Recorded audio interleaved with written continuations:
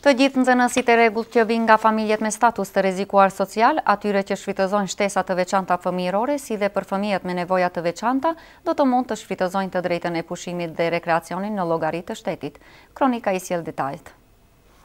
Gjatë pushimit dimror, nxënësit që vinë nga familjet me status të rrezikuar social, ata që shfrytëzojnë shtesa të veçanta fëmijërore, si dhe fëmijët me nevoja të veçanta, do të mund të shfrytëzojnë të drejtën e pushimit dhe rekreacionit në llogari të shtetit. Kështu ka bërë të ditur Ministria e Punës dhe Politikës Sociale. Muhamet Tahiri nga Qendra Ndërkomunale për Punë dhe Politikë Sociale në Gostivar njofton se aplikimi për shfrytëzimin e kësaj të drejte fillon nga dita e sotme dhe i njëjti do të zgjas deri me përfundimin e këtij gjysmëvjetori shkollor. Ai shton se për fëmijët me nevoja të veçanta, ky projekt mundson edhe nga një shoqërues për ta, i cili do të qëndrojë në pushim pa asnjë lloj kompensimi material.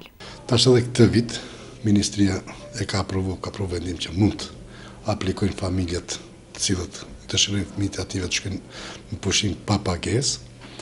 Domethënë kjo do të zgjasë, do të shkojnë me 2-3 grupe. Ato do ta cakton Ministria se kur do të jetë grupi i parë, grupi i dytë dhe grupi i tretë.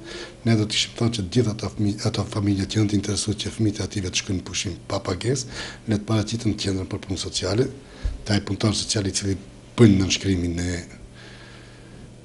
obliguar çdo muaj që e kanë, edhe do t'i japin dhënat për fëmijët që duhet të shkojnë në pushim.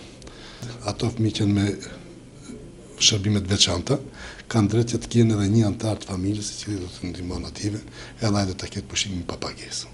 Tahiri apeloi tek të gjithë familje që kanë interesim ta shfrytëzojnë këtë beneficion, aplikimin ta bëjnë në kohë. Sipas tij, grupi i parë i fëmijëve do të udhtojnë për në pushim me datë 19 dhjetor, ndërsa për grupet tjera familje do të njoftohen nga punëtorët social gjatë procedurës së aplikimit. Kjo sipas tij është një mundësi e mirë e siguruar nga ne Ministrisë me qëllim që edhe fëmijët e familjeve skamnore, por edhe ato me nevoja të veçanta, të gëzojnë ditët e pushimit ashtu si edhe të gjithë fëmijët e tjerë që kanë status stabil social.